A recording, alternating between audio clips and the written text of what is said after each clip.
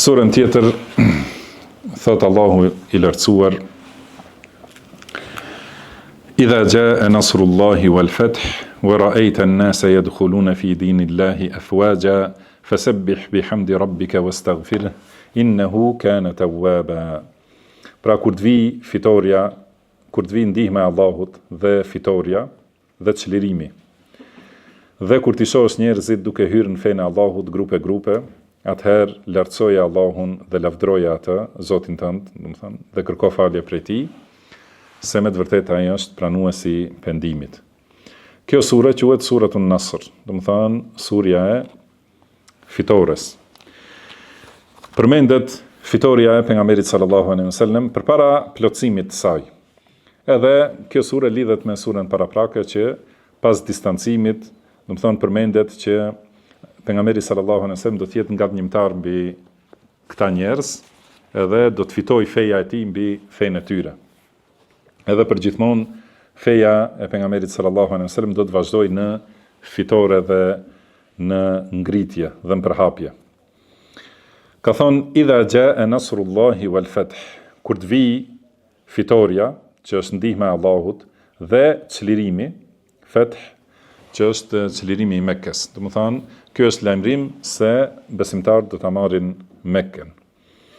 Wa ra'aita an-nasa yadkhuluna fi dinillahi afwaja, dhe kur t'i shohësh njerëzit si hynë në fenë e Allahut me grupe, domethënë me popuj ose me fise, sepse në fillim përpara çlirimit të Mekkës ka qenë hyrja e njerëzve në Islam, 1 nga 1, 2 nga 2, grupe të vogla, domethënë kështu me vështirësi, kurse pas plotësimit të çështjes, atëherë kanë hyrë njerëzit me grupe, domethënë me fise të mëdha dhe me popuj kanë hyrë në Islam. Atëherë fasabbih bihamdi rabbika wastaghfirhu. Atëherë domethënë bëj tasbih Allahut, lartësoja Allahun duke e pastruar nga tmetat që ja përshkruajnë mosbesimtarët, bihamdihi, dhe lavdroja Allahun me lavdin që I takon atij për emrat dhe cilësitë e tij për emrat e tij të bukur dhe cilësitë e tij të larta. Pra lartësoje dhe lavdroje Zotin tënd dhe kërko falje prej tij, wastaghfirhu, domethënë bën istighfar, kërkoj falje atij, innehu kana tawwaba, ai është pranuesi pendimit. Pas kësaj, pejgamberi sallallahu alaihi wasallam shumë e ka thënë këtë dhikr që thot subhanaka allahumma rabbana wa bihamdika allahumma ighfir li. Domethënë kjo është hadith që ka transmetuar Aisha radhiyallahu anha, ka thënë pas shpalljes kësaj sure, pejgamberi sallallahu alaihi wasallam ka thënë shumë në ruku dhe në sejdë, subhanaka allahumma rabbana wa bihamdik. Do thotë është njësoj si fjalët e Kuranit, se ka thënë jetë awwalul Kur'an. Do të thënë e ka zbatuar atë që është në Kur'an. Do të thënë I lartësuar je o Allah, o Zoti ynë, dhe e gjithë lavdia është e jotja. Allahumma ighfirli, o Allah, më fal. Do të thënë ka kërkuar falje. Ose si është në tjetër transmetim, subhanaka wa bihamdik astaghfiruka wa atubu ilaik, do të thënë I lartësuar, I pastër dhe I lavdishëm I tij, e gjithë lavdia takon ty, kërkoj falje të tij dhe pendohem te ti. Kur e kanë pyetur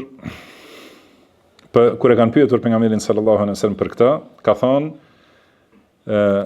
Zoti im më ka treguar se do të shoh një shenjë në umetin tim. Dhe kur ta shoh këtë shenjë, atëherë them shumë subhanallahi wa bihamdihi astaghfirullaha wa atubu ilayhi.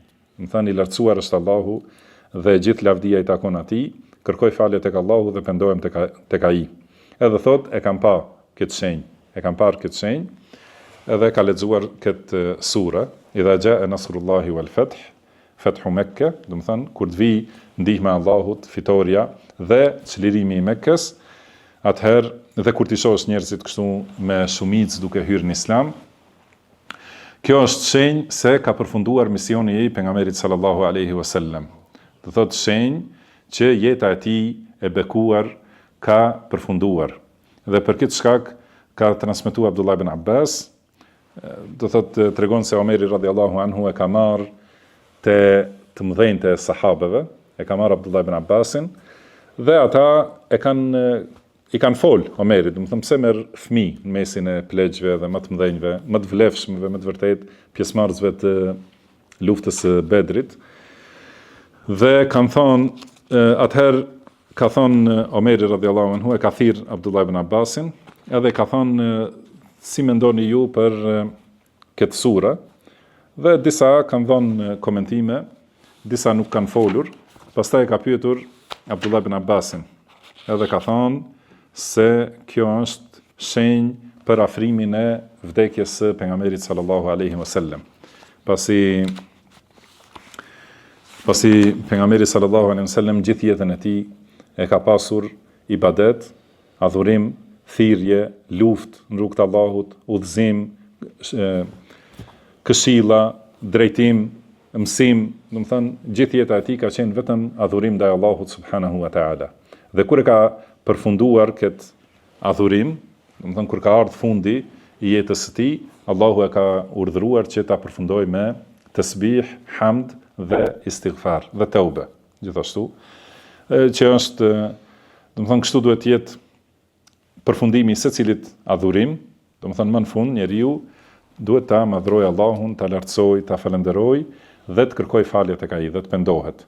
Thotë jeta e pejgamberit sallallahu alaihi wasallam ka qenë jetë, do të thënë adhurim, jetë ibadet. Pra nuk ka qenë nuk themi jetë e mbushur me ibadete, po jeta e tij ka qenë ibadet. Dhe e ka përfunduar me këto fjalë.